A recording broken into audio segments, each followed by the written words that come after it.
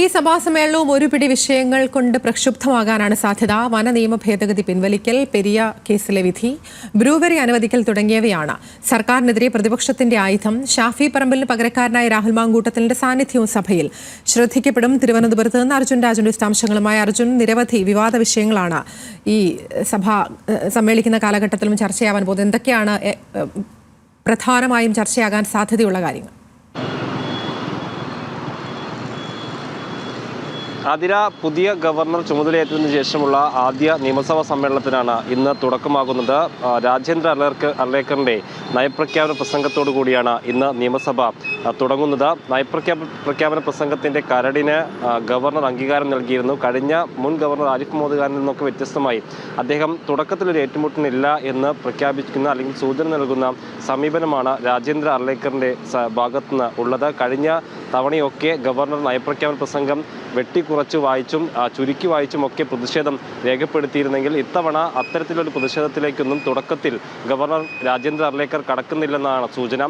അതേസമയത്ത് ഈ നയപ്രഖ്യാപന പ്രസംഗത്തിൽ കേന്ദ്രത്തിനെതിരായിട്ടുള്ള വിമർശനങ്ങൾ ഉണ്ടെന്നുള്ളതാണ് വിവരം. അതിൽ ഏറ്റവും പ്രധാനപ്പെട്ടത് വയനാട് മുണ്ടക്കൈ ദുരന്തവുമായി ബന്ധപ്പെട്ട കേന്ദ്ര സഹായം വൈകുന്നത് സംബന്ധിച്ച് സർക്കാരിന്റെ വിമർശനം നയപ്രഖ്യാപന പ്രസംഗത്തിൽ ഉണ്ടാകാനുള്ള സാധ്യത ഉണ്ട്. ഇത്രയും വൈകിട്ടുകൂടി കേന്ദ്ര സഹായം വൈകുന്നതിലുള്ള ഇതുവരെ കിട്ടാത്തതിലുള്ള പ്രതിഷേധം നയപ്രഖ്യാപന പ്രസംഗത്തിൽ സംസ്ഥാന സർക്കാർ രേഖപ്പെടുത്തിയിട്ടുണ്ടെന്നുള്ളതാണ് വിവരം. മറ്റൊന്ന്, ഈ സർവകലാശാലകളിലെ ചാൻസലർമാർക്ക് അമിതാധികാരം നൽകുന്ന UGC മാനദണ്ഡം മാറ്റിയത് സംബന്ധിച്ചിട്ടുള്ള വിമർശനവും ഉണ്ടെങ്കിൽ അതിനെ രാജേന്ദ്ര അർലേക്കർ, അതായത് ചാൻസലർ കൂടിയായിട്ടുള്ള രാജേന്ദ്ര അർലേക്കർ എങ്ങനെ സമീപിക്കുമെന്നുള്ളത് ഏറ്റവും പ്രധാനപ്പെട്ടതാണ്. പക്ഷേ തുടക്കത്തിൽ എന്തായാലും വിവാദത്തിലേക്ക് പോകേണ്ടതില്ല എന്നൊരു നിലപാട് അദ്ദേഹത്തിന് ഉണ്ടെന്നുള്ളതാണ് സൂചന.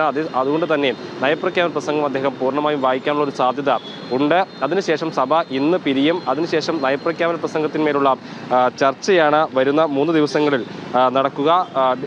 ജനുവരി 20, 21, 22 ഈ 3 ദിവസങ്ങളിൽ ഈ ചർച്ച നടക്കും. അതിനുശേഷമായിരിക്കും ചോദ്യോത്തരവേളയും ഉൾപ്പെടെയുള്ള മറ്റ് സഭാ നടപടികളിലേക്ക് കടക്കുന്നത്. ഏറ്റവും പ്രധാനപ്പെട്ടത് ഈ വർഷത്തെ സംസ്ഥാന പൊതു ബജറ്റ് ഫെബ്രുവരി 7-നാണ് ഉണ്ടാവുക. അതിനുശേഷം ഫെബ്രുവരി 10, 11, 12 തീയതികളിൽ ഇതിന്മേലുള്ള, അതായത് ബജറ്റിന്മേലുള്ള പൊതു ചർച്ച നടക്കും. മാർച്ച് 28 വരെ ഇത്തവണ നിയമസഭ ചേരുന്നുണ്ട്. അതായത് 27 ദിവസം സഭ ചേരാനാണ് തീരുമാനിച്ചിട്ടുള്ളത്.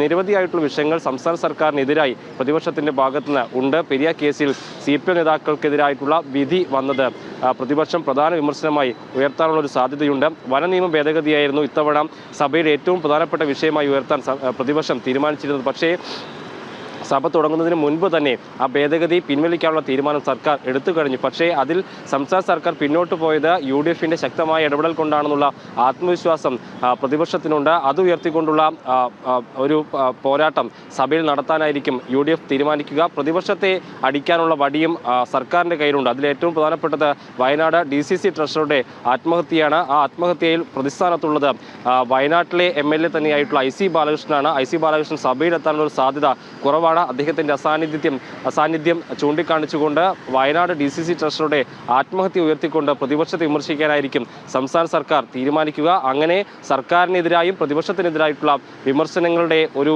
സമ്മേളന കാലയളവായിരിക്കും ഇത്തവണ ഉണ്ടാവുക. രാഹുൽ മാങ്കൂട്ടത്തിൽ പുതിയ MLA ആയി ആദ്യമായി നിയമസഭയിൽ എത്തുകയാണ്. ഷാഫി പറമ്പിലിന് പകരക്കാരനായി രാഹുൽ മാങ്കൂട്ടത്തിലെ പെർഫോമൻസ് ആയിരിക്കും ഇത്തവണത്തെ ശ്രദ്ധേയമായിട്ടുള്ള കാര്യം. UR പ്രദീപ് പക്ഷേ കുറെ കൂടി അപരിചിതനായിട്ടുള്ള ആളല്ല. നിയമസഭയിൽ ഇതിനു മുൻപും MLA ആയിട്ടുണ്ടായിരുന്നു. അതുകൊണ്ട് തന്നെ പരിചിതനായിട്ടുള്ള UR പ്രദീപും ഇത്തവണ നിയമസഭയിൽ എത്താൻ പോവുകയാണ്.